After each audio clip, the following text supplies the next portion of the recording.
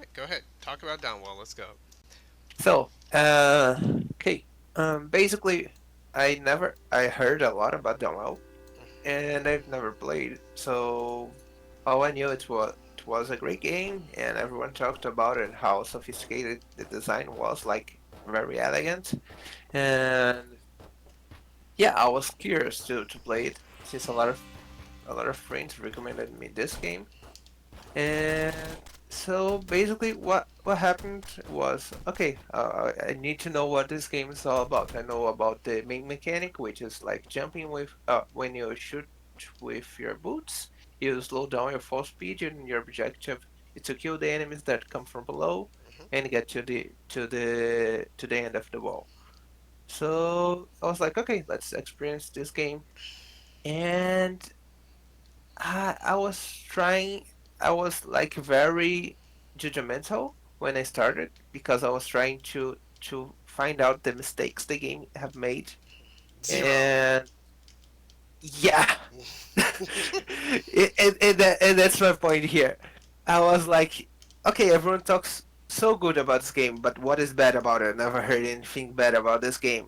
And I was like, okay, I will play and try to figure out everything that I see that is a problem to me, and I started playing, and the first thing I noticed was like the game was too cluttered, and it was hard to notice your character. The first upgrade I got was one that is called Laser Sight, Hmm. and it's a laser beam that comes from below your character. And I was like, okay, are you fucking kidding me? The only flaw I saw in this game, you just give me an upgrade that overcomes this. And I was like, okay, and I kept playing, and I was thinking, okay, the game could have done that, and then there was an upgrade that did the same thing that I was thinking, and so the game the game consisted of modules that there was like improvements to the core game, and you could get them while you're playing. So it was like very interesting to see how the game come up with solutions to its base design problem as upgrades to the game, and it made the whole thing dynamic, where the problems the game had were no longer problems, were only disadvantages you had when you started the game. And I was like, okay, what is the problem with this game? Why I can't find a flaw in this game? And I was like very intrigued by this game. I really loved the enemy design in this. I've played Scourgebringer before this game, and That's new I though. didn't like it. Scorch I didn't like Scorchbringer just came Scourgebringer. out. Yeah. Right. Yeah, Okay. yeah. So I didn't like it because the enemies were irrelevant. It doesn't matter what kind of the enemy they had. The game became a button masher after a while Pretty because much. it could just uh, like press any button when there were basically no cooldowns, and you could like do combos that break almost all of the enemies, and they were not relevant. And as soon as you clean the room, new enemies spawned, and you could kill them all really fast. You didn't even need to look which enemy you were killing. So it was very, very, very annoying to me because I didn't feel in control. I was like just pressing buttons and things were happening, and I wasn't in control of them, or I didn't need to care at all about the strategic I was using to kill the enemies. Hmm. So after that, I played Downwell, and it was like it was a huge blast for me because all the enemies were very interesting. I really loved the way they colored the enemies by the part of the enemy that is dangerous to you and the part that is not. And uh, the badge is annoying if you don't kill them because they come from top and like disrupts your flow. So you kind of have a prioritization in your target, and that's clearly seen by the design of the enemies. There was the bubble that was not relevant to shoot at, just to land on top of that, and you kind of start to notice the best strategies for each type of enemy, and they start to matter. They're like not a bunch of dummy bags and you have to punch them to kill. They have many in this game. So I really loved the enemy design. I only reached the second stage once because I didn't play much Hmm. that had ghosts, so I don't know a lot of how the ghosts work. Uh, But yeah, I really love Downwell, and I really like this game. I love how concise the game is. I wouldn't say it's a simple game. It's a very complex game has a lot of elements in it, but it's presented in such a way that's so, I don't know. It's so amazing how he did that, that like got me blown away. I don't know. Yeah, I really like Downwell. It's one of my favorite games right now. Yeah, I think this is just classic fun video games, and I think a lot of people who are getting into games nowadays do not realize that games are good without all the extra complexity and junk and story and all that gets in the way, and that's really hard to pull off. And this is what games are and were the whole time. And a lot of people try to poo-poo this, and you're like, actually, it's better than what you're doing. It does what it does more clearly, and it creates actually fun experiences that engage the mind. Right? All these stories that people are writing, they almost engage the mind not at all. They're just different remixes and flavor changes of like, this is the character I want to do, and you're like, yeah, okay, but like the mind, right? Like, why are you telling me this story? Um, yeah, this game, it's about medium in terms of speed with the movement of the character and the fall speed, but your primary mechanic with shooting also hovers you, so you're supposed to control your descent with your shooting, and that's kind of the trade-off. It's got Super Metroid style wall jumps, where if you move forward and jump, right, you have a spin, and only when you spin can you hit the opposite direction and jump to get your jump. It's ripped straight out of Super Metroid. Oh, nice. So that's cool. And whenever you jump off an enemy, you get your spin back. So every enemy gives you a chance to kind of reorganize. I'll try to demonstrate some of that here. Like that, if you can jump off an enemy. Oop, no. Uh, okay, so that's the only way you can get higher, really, is the wall jump. So when you're low, you either have to jump off an enemy or wall jump. Like, I'll try it here. Let's see if I can get this guy over here. Okay, over here. So then the only way you can get higher is wall jump. Oop, I shot him. Oh well. There's also an upgrade that's called Rocket Jump, I think, Oh, that boosts your jump when you shoot while yeah, you're on the standing. ground. Yeah. I don't know if the upgrades get better. Like, if you collect like a bunch of lasers, does the laser get better or not? The way the game works is you go to the shop and you either buy health or you buy ammunition.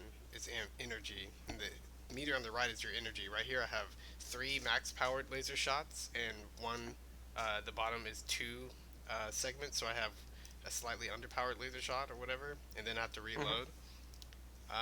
The more energy you have, the more you can hover and shoot. So, Okay. so the laser doesn't get stronger. It's just you get more ammo. Okay, sounds cool.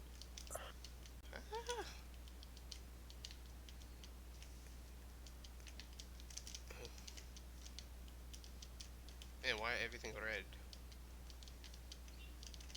The laser is so powerful, it kind of destroys stuff. So many things underneath you.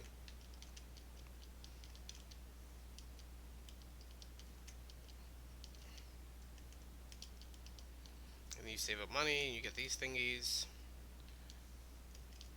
You go in like that. And then you try to keep your combo going by bouncing off of multiple enemies. Boom, boom, boom, wall jump, boom, wall jump. Then you land in these safety spots. Max health, you always go for max health, cool.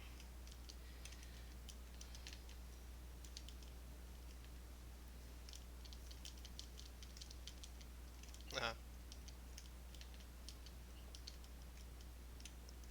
I think you can just run over the worms. They don't actually hurt. Like, I love how certain games have super fodder enemies, like in Wireland 4. The basic enemy, he can't even hurt you. He just slightly bumps you. And in this game, the worm enemy, you can just step on it. Like, you don't even have to jump.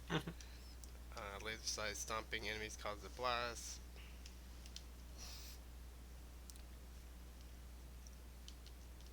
Yeah, I and think they can damage you if they fall onto your head.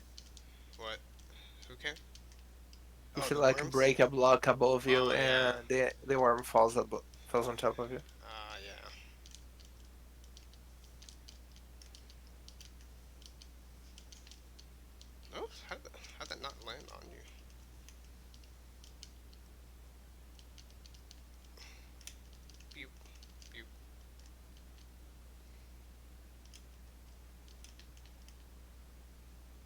can land on certain environmental things in order to.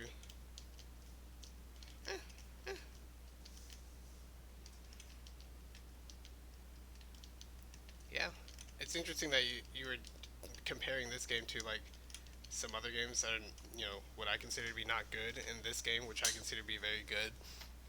And a lot of people form opinions without knowing anything really. So like it's great. You can think the worst game ever is the best game ever if it's your first game. Like that's understandable. Everybody gets that.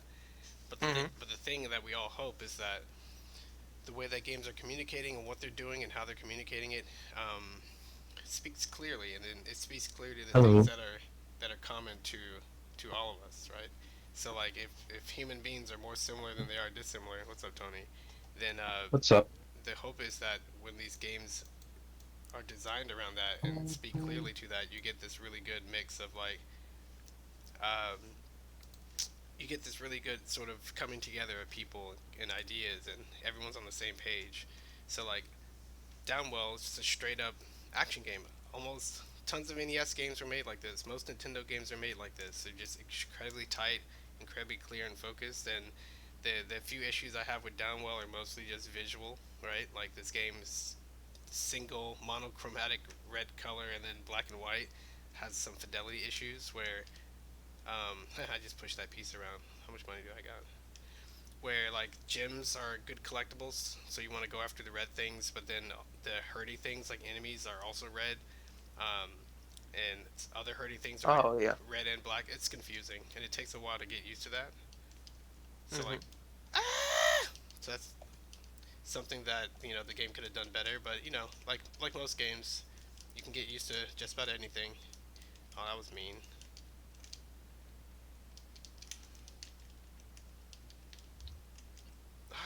I'm off by like just the tiniest little bits amounts.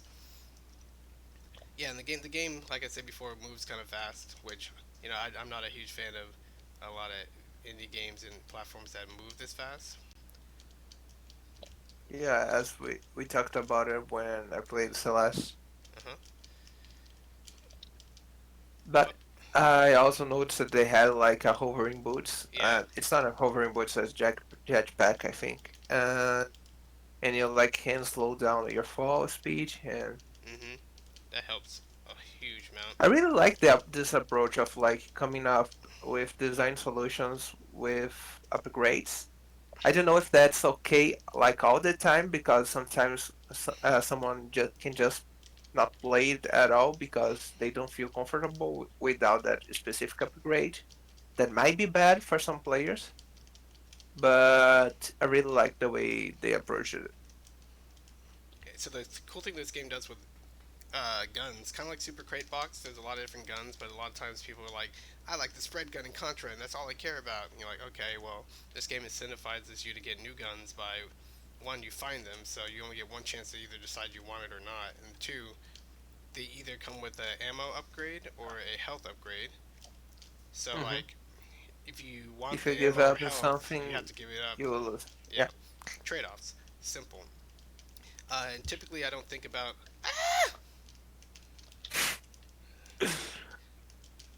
Typically, I don't think about a lot of design design decisions in terms of like some players will like this and some players don't, or like they're making this as a design solution to solve some other problem specifically.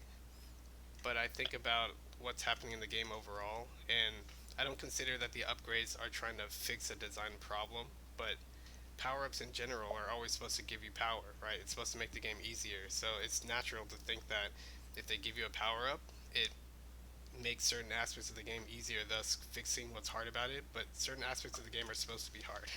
So like those two statements are kind of like givens, Hmm. just kind of different But ways of looking. sometimes you assume that your power up is really only related to your character power. Mm, That's because of the name, like power up is not a add-on for your game. And that's because I didn't think of power ups like improving the game designs mm-hmm. instead of just like I mean, uh, the, if that's why I didn't think of the power ups for improvement of the design itself instead of the player. You know. I'm just getting killed. But yeah, that's really cool. Hey, what's up, Tony? Just I got the bug. Is this the daily challenge? No, I'm just doing just a normal run. I don't know Oh, what's nice. the difference between the daily challenge and. Me neither. I just heard about daily challenges and Spelunky, and The daily so I challenge, assumed. everybody gets the same seed, so everyone gets one shot to try to get the high score at the same conditions, and it changes every day.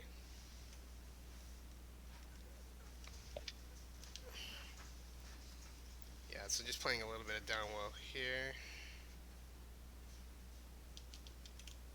I tried to play yesterday Crusader Kings 3, and it was like an hour long tutorial, and I was like really bored. Which And game, they had Crusader Kings? Yeah. so much info to learn, and I was like, okay, I don't have time for this, and I just gave up. Yeah, you're starting to understand, a little bit more about the wide range of experiences that are in the game history and game industry, right? Hmm.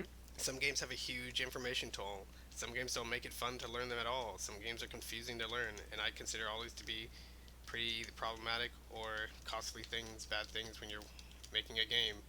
A lot of people like to ignore it, but it's what you can't. What you even if you have a preference for those things, what you can't ignore is the fact that it has its effect on most people, right? So like that's important to keep in mind. Yeah, I was thinking like I have a bunch of games to try, and I really want to try new games because I haven't played many games in my life, and I was like, okay, I'm not saying Crusader Kings is a bad game. I just don't have time to invest and learn it to like fully experience this game. Hmm. So I'd rather do something else.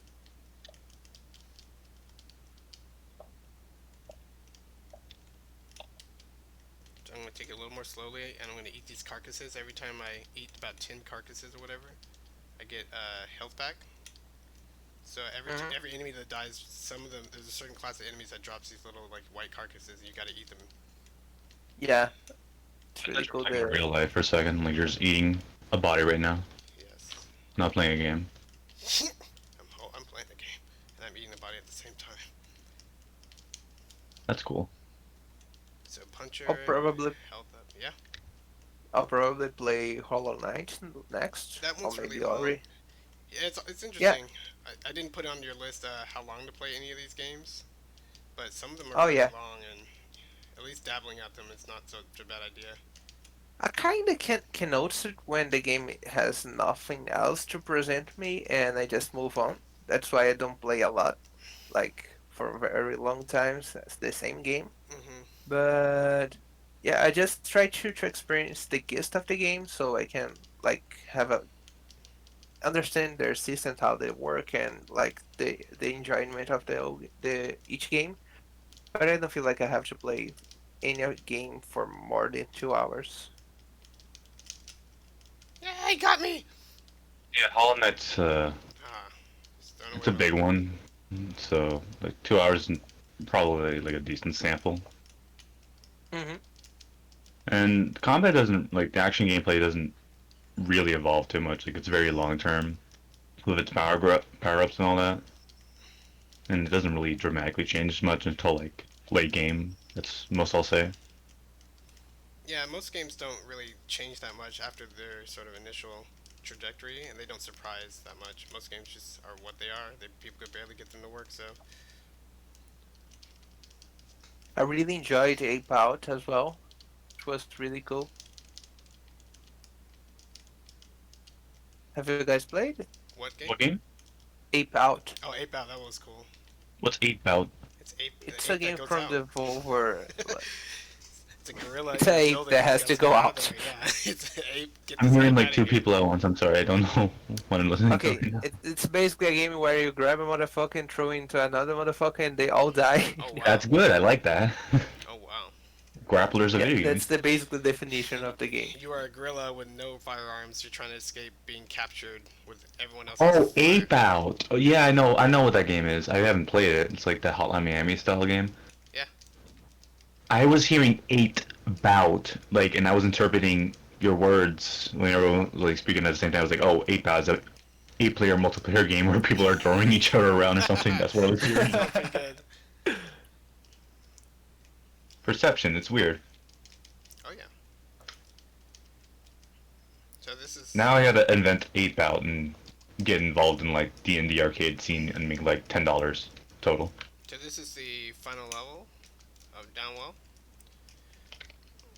Just have to get warmed up a little bit. Ah! Can't believe I missed that. Ooh, a chair. How many levels are in the wall? 4. It's a short game. Okay, Four I only World got to the seems to be second one. like the standard for It doesn't need to be this. roguelite style games. How they all like aim for 4. Yeah, they only like that's what I've sort of noticed. I think Binding of Isaac's a bit longer, but like I remember like Hades, 4 worlds, Hmm. uh, Yeah, But the Binding of same 4 world. Isaac, I think Binding of Isaac has just like 2 layers of levels, like the core experience and the extra challenge. Like after you beat the mom, you you like beat the game, like quotes. Like the end game level, so to speak, that Hmm. can get thrown into the pool. I think that's how it works.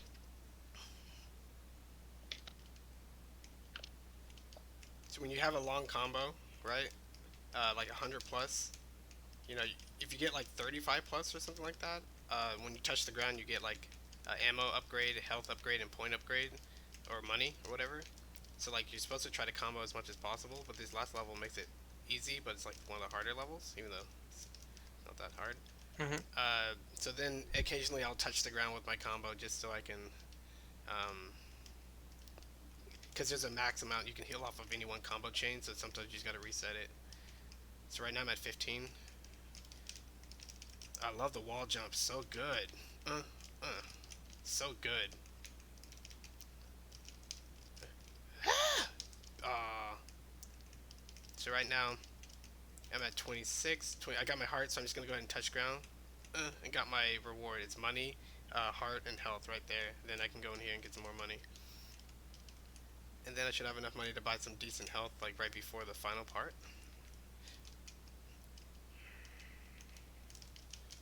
Ah, the different guns you get hover you different amounts too. So you're like little adjustments every now and then. Hey, Nappy. And I got my health from that because it was a weapon switch. And now I'm going to use Nappy, which allows you to aim at people that aren't directly underneath you, which is pretty cool. Oh, Are you playing on your phone or are you playing on I'm streaming, man. Oh, you're streaming? Yeah. Yeah. Not on Discord Not on or Twitch? Discord. Yeah, when I'm on Twitch, I try to just do one versus the other. Are you playing on your phone or are you playing I'm sh- like a console version? this is PC. Ah, okay. I tried Downwell, but I couldn't get used to controls on my phone. Is it just Yeah. better just to play with a controller? Is Probably. that a question? That's that This was is a bad like call. freaking precise movement action game, and you're like, good luck, phone. I got Nappy again. I have plenty of ammo, so I just need to keep my combo going. I love this, the time bubble. You can just like jump in and out to kind of adjust the conditions. Ah! Oh, that was close. I just need 25 to get my combo. Cool. I got my combo, so I can touch the ground whenever I want to get this health. You've reached that point where there's no ground at all.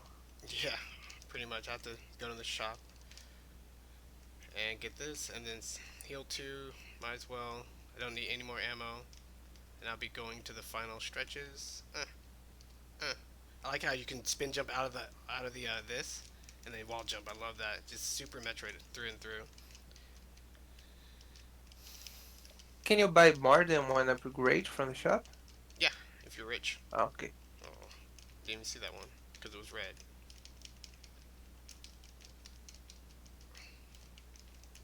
It's just slightly sneaking underneath a falling piece of debris is so cool.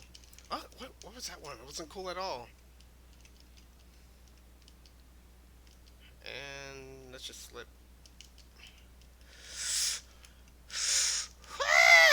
That was insane. Whoa. You should probably let things like that pass. But since it's not Spelunky, I'm not dead, and I get to enjoy playing a game. Oh yeah, Downwell has a health system. Yeah, yeah, it's in the top left. Uh, blocks will I was shoot. making a joke about like Oh, yeah, that's good. the extremity of damage in Spelunky compared to Downwell. Shooting dead bodies will cause them to explode. Blocks will shoot out when destroyed. Let's try this. All right, my upgrades are all at the bottom. I got 29 ammo. I land. I get my money there. I go in here. Final shop. I can You have 10 upgrades. Well, heal two, and then I can't buy any more. So I almost perfectly measured it, but I'm one thing under. Every time I jump off the ground, I explode like that. I have a drone that also shoots with me, so like it trails me, so I don't have to actually be so precise. And my current weapon is Noppy, so I can actually like shoot left and right without going left and right. This is a wall jump. Oop. Is this guy angry? this is a boss fight. Is he in the game?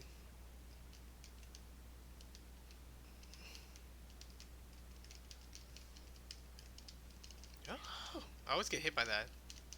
I can hardly even see my character.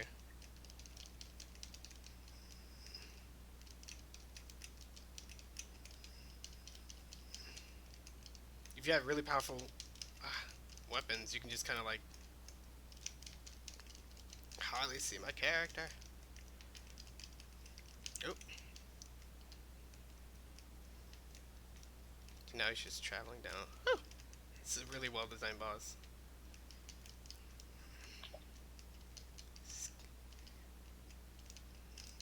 Oh shoot. Oh, he just aims at me. He's really annoying. You gotta make sure you kite his shots, and then you gotta make sure you don't touch that. Oh, come on. I'm dead.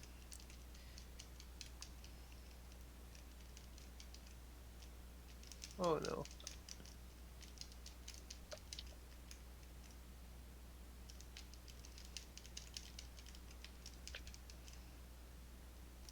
Health. Sweet. Oh no! Oh, those spikes. What was that jar right there? That's not good.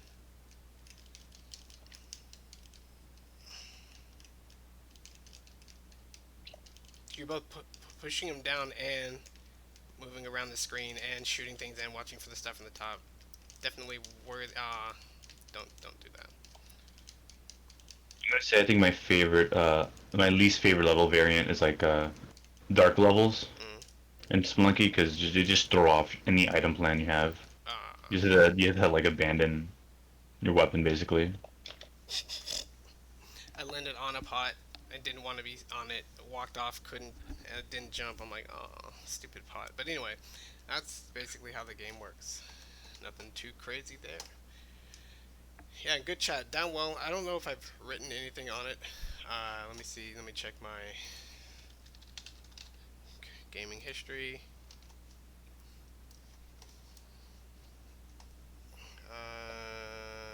I don't think I have anything written on it. Let me see.